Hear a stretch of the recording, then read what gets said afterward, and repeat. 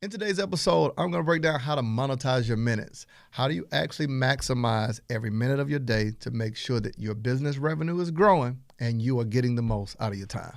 I'm on a mission to teach coaches and entrepreneurs how to make more, work less, hire their funnel, and let the funnel do the work. If you're ready, join me on Monetize with Marcus podcast. Welcome back to another episode of Monetize with Marcus. We focus on how to help coaches and entrepreneurs make more, work less, hire their funnels, and let their funnel do the work. You know that the funnels are not just pages. Come on, it's not just email. It's the journey that you map out to take someone from being a complete stranger to knowing, loving, and buying from you. That's overcoming their objections. That's positioning your offer. This can be done in an automated way that allows you to make more while working less. So that's the premise of the podcast, to make sure that we're providing valuable information to you that teaches you how to do this. So before you say like ClickFunnels or like Cartrail, like any of these things, those are softwares. I want to make sure that you're staffed with what you need to truly grow an online business. See, the Monetize Online Business Blueprint. Where my shot at? The Monetize Online Business Blueprint. That's what it's about. Well, today's episode is near and dear to my heart, right? So you'll see on my jacket and on my shirt something called Win the Day, right? Years and years ago, way back in the day, 2010, I created this concept called Win the Day. That's my company. It's called Win the Day Marketing Group. So my company is named after it. I wrote a book called Win the Day. It's the first book I released, sold over 10,000 copies. You can find it everywhere, right? But here's what was important. I was one of those people that was a professional procrastinator. What's a professional procrastinator? It's someone who's mastered the art of doing things last minute. Like you can skill, and here's how you know you're a professional procrastinator. It is where you have convinced yourself, right? You convince yourself that you work better at the last minute. No, you don't. You just procrastinate. You're like, I work good under pressure. No, you don't. You just wait till the last minute to do things. And the problem with this is you're probably one emergency away from having to be selfish. What I mean, if you procrastinate and let's say a family member has an emergency, you have an emergency, someone needs something from you, you got to choose between you and them, right? So procrastination never works out well. So during this time, I realized in 2010, this was years ago, I wanted to find a way. Now it's both faith-based too. So I'm going to tell the story of kind of how it came. So I graduated high school at 15, 16 years old. Well, 16, excuse me. Graduated high school at 16, went off to play basketball, so on and so forth. Dropped out to start doing business. And I was doing everything from club promotion to tax deeds is what we got started in with real estate, and started just really trying to learn business. I had a cleaning business. I was hustling, really. That's really what I was doing. If it made money, I was hustling and doing it. So we had contracts with the Navy base to handle their parks and rec services. So I would hire the referees. Let's say if I was paying them $15, I had a contract that gave me $40 a game. I made $30. They got paid $15, but I didn't even go to the site. And it was games going 4 nights a week. And I had that with the Navy base, with all the recs in Panama City, Florida. So I had money going from that. I was partnering with condominiums and hiring people to go and clean them. Had money coming from that. I was refereeing myself, had money from that. So I was hustling. You feel me? So long story short, I was able to do pretty well, with different businesses and with real estate. I bought my first house at 19 years old and was doing well. By the age of 21, going to 22, I had one goal to have $100,000 in the bank. Looking back now, you really lose money sitting $100,000 in the bank, but I didn't know no better. I just like looking at it every day, like how much I got in there, how much I got in there. Right? You realize like, yo, you know what you could have done with $100K with ads and marketing, like knowing what I know now, right? But thank God I got a second chance. But here's what happened. Bought that house, 19, began to get into real estate, do some other things, and overextended myself. Y'all know how it goes. Recession hit, and banks were pulling people funding. They was like, yo, you got to make good on all these loans at one time. Like, let you overextend it, bro. Let me see what you got. And from that, man, just bad investments, not knowing any better. I went from 6 figures all the way down to a couple years later to $11.37. And I had to figure out, like, who was I outside of the money? Who was I outside of the money? And I didn't really have a skill set. I realized that. Like, I had this natural gift of being able to hustle and make money, but I really wasn't skilled like that. I didn't know what I wanted to do for a living. I didn't know how to build a business. I know how to hustle. 2 different things. Like, I know how to hustle. I know how to build the structure of a business, how to be consistent with it. So, like, man, I remember I'm a faith guy. Y'all know this, man. I'm a faith and funnels all the way, you know. And I remember riding around mad at God. I was like, yo, how you let your boy go broke? Like, how you let me go? I was all the way up. How you let me stumble the bag, be out here begging? And I remember clear as day, man, it was having one of those days where day after day I couldn't feed myself. I mean, car about to get repossessed. You know, I don't know who's listening to this, but it's easier to not have anything than to have it and lose it.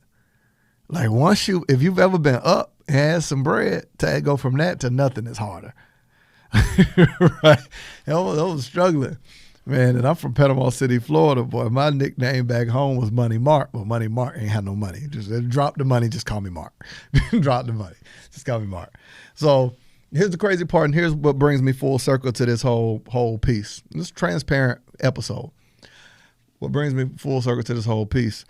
That's when I got this idea of, man, what's the one thing, like, how can I make it to where I increase value in myself?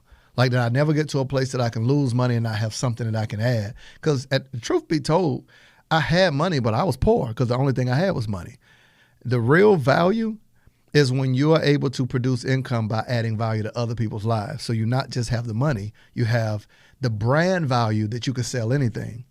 This is why, like, a brand is more important than money, because if you got a valuable brand where you've proven to people you can serve them, every person that you know of that's extremely wealthy has multiple streams of income. Like, LL started with rap, then went into acting, whether it's T.I., whether it's Master P. If we move out of rap, whether it's LeBron, whether it's Jay-Z, they started with one skill and then diversified into others because what they built was a brand, right? So whatever they sell, they're trusted. That's when I realized that's an investment into themselves, that they can reach inside themselves. And what a brand really is the essence of you, right?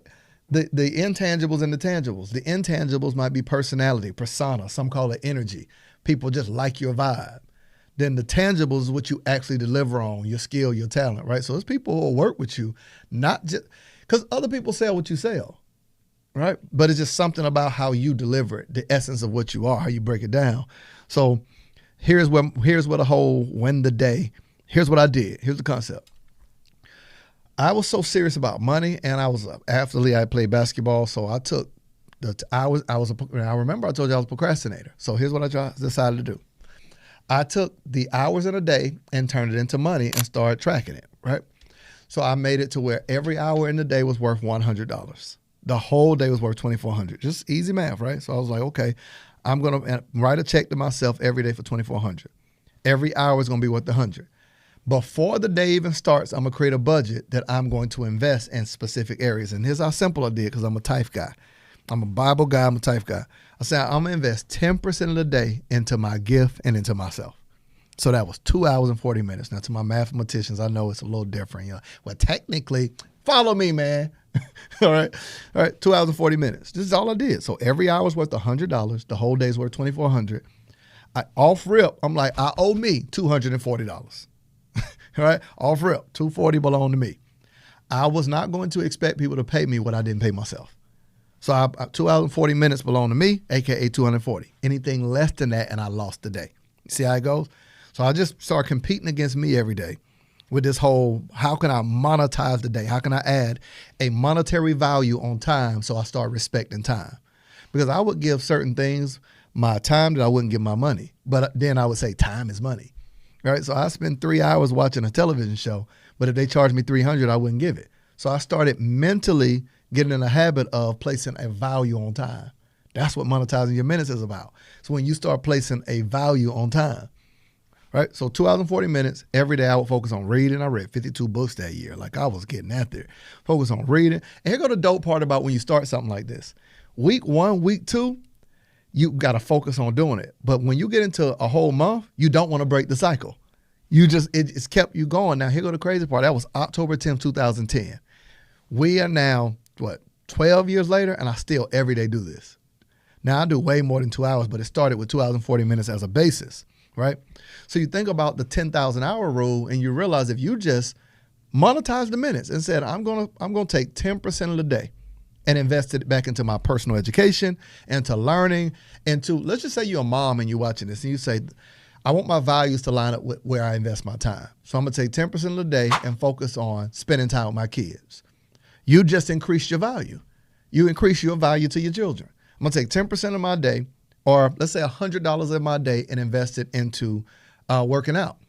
This is a simple way to monetize your minutes to get more value out of your day, because you can literally treat it like a budget and say, every day I'm going to invest 100 into reading, 100 into exercise, 100 into time with my girl or time with my guy, right? Just like that, that's 400. You still got 2,000. If you see it that way and treat it like a budget, let's say you created an Excel sheet, you're going to look at the end of each week and be able to see, where are you in the red?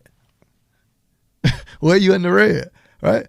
And it breaks procrastination. It allows you to now place you have more of an emotional connection to money than you do to time. But when you can build the two together, you can monetize your minutes. I'll end by telling you this. Every hour is not an hour. Like, every hour is not an hour. Like, time has no value other than the value you place on it. What do I mean? So back in the day, I remember when, I'll end with this. Back in the day, I remember when, what is that show? Scandal was out. And people used to have Scandal watch parties. Y'all remember that? Everybody wanted to be gladiators. Olivia Pope. And they would have them Scandal watch parties. And people would sit around the TV, build their whole day around it, have food ready, have popcorn, invite people over. And for 1 hour straight, if you called them, they would, girl, I can't talk right now. Scandal on. So they had undisturbed focus for 1 hour. Every week for an entire season. Let's say a season of a show is 12 weeks or 16 weeks. That means 16 weeks, every week, I'm dedicated, undisturbed focus, 1 hour. Now, do you realize that if that person would have even gone to college and decided to go to school for 3 hours a week, they would have literally had a passing grade in a class moving towards a degree? Or if they would have dedicated that hour into exercise, they could change their whole body. 1 hour each week into learning, they could change their whole life. What I'm telling you is every hour isn't an hour. The same hour that has been dedicated to watching TV, you could place into anything and produce a result and drastically change your life.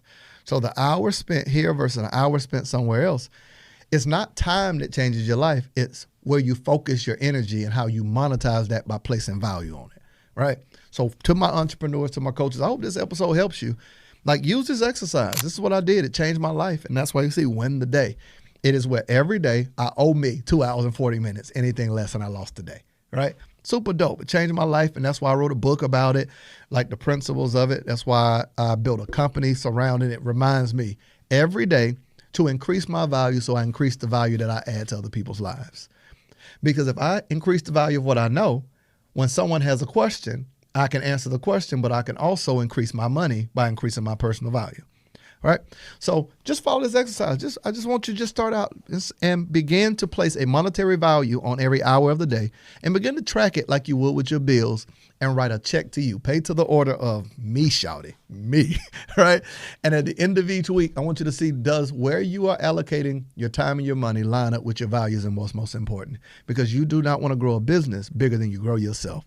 Let's focus on adding value into ourselves. I will see you in the next episode of Monetize with Marcus.